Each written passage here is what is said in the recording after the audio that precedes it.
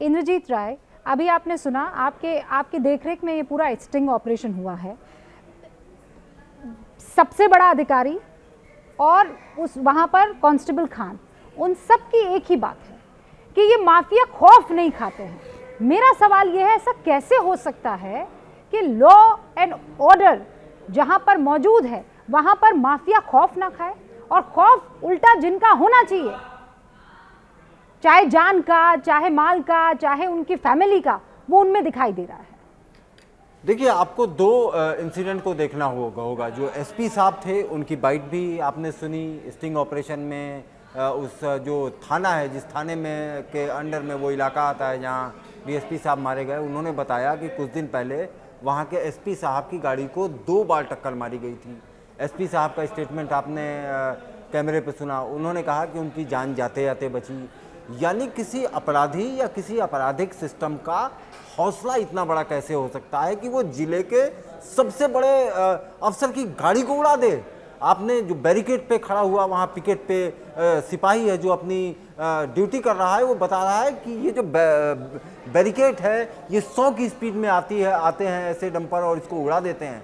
ये हिम्मत कैसे हो सकती है? यानी कि सबसे बड़ा अपराधी और जो फोर्स का ज़मीन पर कांस्टेबल लेवल का अधिकारी है, इन दोनों के बीच के फ़र्क को आपको इससे दिख जाएगा। दूसरी बात कि आप इसे चोरी कहेंगी या डकैती कहेंगी। देखिए, चोरी और डकैती दोनों बंद जगहों पे होती है। ये खनन है, खुले में हो रहा है, सबको दिख रहा है।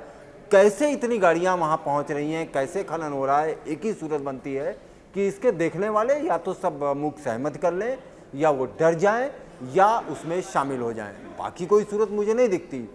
इतने समय, लंबे समय से वो खनन चल रहा है। एसडीएम है, उन्होंने बताया कि ये आज का नहीं है, ये खनन बहुत समय से चल रहा है। तो ये तस्वीरें साफ बताती हैं। 2 चीजें हैं। जवाहर यादव साहब आपके सवाल का जवाब देना चाह रहे हैं, लेकिन उससे पहले आलोक जी अपनी बारी का इंतजार कर रहे थे। आलोक जी, स्टिंग ऑपरेशन को आपने सुना होगा, आपने देखा होगा, जवाहर साहब की बातों को भी आपने सुना होगा और देखा होगा।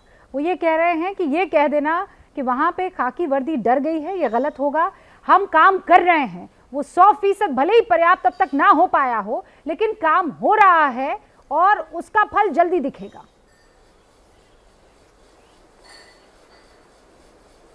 देखिए, मुझे लगता है कि सुप्रीम कोर्ट का आदेश है कि अरावली रेंजेस में खनन हो ही नहीं सकता है, और ये पूरी तरह से अरावली रेंजेस हैं। तावड़ू जो है उस सोहना से मात्र 8-10 किलोमीटर है, और वहाँ पर अगर 300-400 डंपर अगर एक ही ऑफिसर ने पकड़े हैं तो आप सोच सकते हैं कि कितने बड़े लेवल पर ये काम चल रहा है। वहाँ पर केवल एक एरिया ऐसा है, छपरा गंगोरा, जो लीगली माइनिंग के लिए ऑथोराइज्ड है। रेवासन भी बंद है, सब बंद हैं। उसके बावजूद कैसे खनन हो रहा है। मुझे याद आ रहा है 2 साल पहले वहाँ पर एक एसपी महोदय आई थी, संगीता कालिया, मैं नाम लेना चाहूँगा, बहुत जांबाज ऑफिसर थी। उनके 6 महीने के अंदर कई ट्रांसफ़र हुए थे, याद होगा, अनिल विज जी से झगड़ा करके।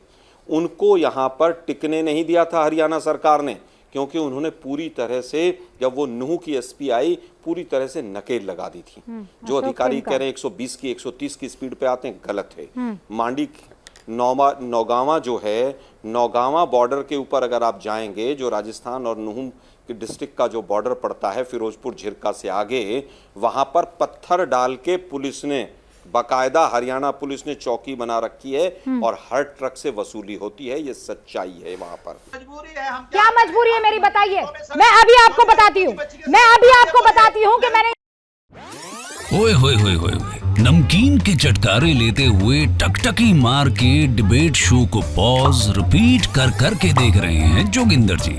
इनकी तरह आप भी देखें अपनी फेवरेट डिबेट्स को रिपीट कर, और डाउनलोड कीजिए एबीपी लाइव ऐप अपने स्मार्ट टीवी पर।